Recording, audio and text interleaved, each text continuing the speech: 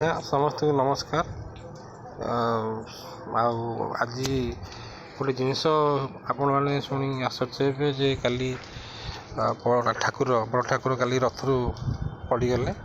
ଆଉ ଯେଉଁଟାକୁ ମିଡ଼ିଆ ଭାଇମାନେ ଆଉ ଅଲଗା ଲୋକମାନେ ଅତିରଞ୍ଜିତ କରି ତାକୁ ବାହାର କରୁଛନ୍ତି। କିନ୍ତୁ ଗୋଟେ ଚିନ୍ତାର ବିଷୟ ଆଜ୍ଞା ଯେ ସମସ୍ତେ ସମସ୍ତଙ୍କୁ ଦୋଷ ଦେଉଛନ୍ତି, ସେ ତ ଠିକ୍ ନୁହେଁ। ସେଇଟା ଆଜ୍ଞା କେହି କହିପାରିବନି। କାଲିର ସୂର୍ଯ୍ୟ କିଏ ଦେଖିଛି କି ଆଜ୍ଞା? କ'ଣ ହେବ, କେତେବେଳେ କ'ଣ ଘଟିବ, ସେ ଭଗବାନଙ୍କୁ ହିଁ ସବୁ ଜଣା।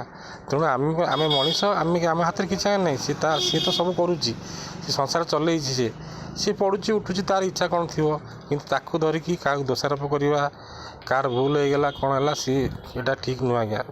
ସେ ମହାବାହୁ, ସିଏ ସବୁ ଜାଣିଛି, ବଡ଼ ଠାକୁର ସିଏ ଜାଣିଛି ସେ କ'ଣ କରିବ କ'ଣ ନ କରିବ। କିନ୍ତୁ ଆମେ ମଣିଷ ସାଧାରଣ ଲୋକ ଆଜ୍ଞା, ପାଣି ପବନ ସବୁଠି ତା'ର ଅଛି, ତା ଇଙ୍ଗିତରେ ସବୁ ଚାଲୁଛି ଆଜ୍ଞା ସଂସାରଟା।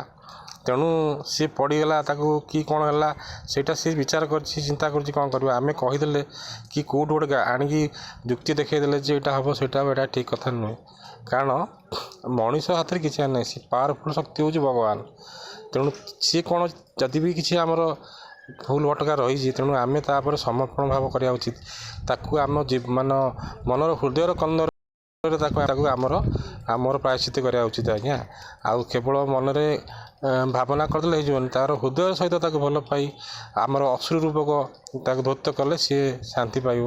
ଆମର ମନର ଯେଉଁ ଭାବନାଟାକୁ ଏକ୍ସପ୍ରେସ୍ କରିବା, ତାକୁ ପୁରା ହୃଦୟର ପରିପୂର୍ଣ୍ଣ ଅବସ୍ଥାକୁ ନେଇଗଲେ ସେ ଠିକ୍ ହୋଇପାରିବ।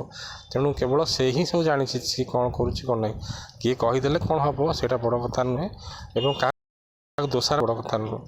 ତେଣୁ କ'ଣ ହେଉଛି କ'ଣ ନାହିଁ, ଏଇଟା କ'ଣ ହେବ, ଏହା ଦ୍ୱାରା କ'ଣ ହେଇଯିବ, ଏଇ ଗ୍ରନ୍ଥରେ ଏହା ଲେଖା ହେଇଛି, କିନ୍ତୁ ଏଇଟା କିଛି ଆଜ୍ଞା ନୁହଁ। ଏଇଟା ସଂସାରର ସବୁ ଯେଟା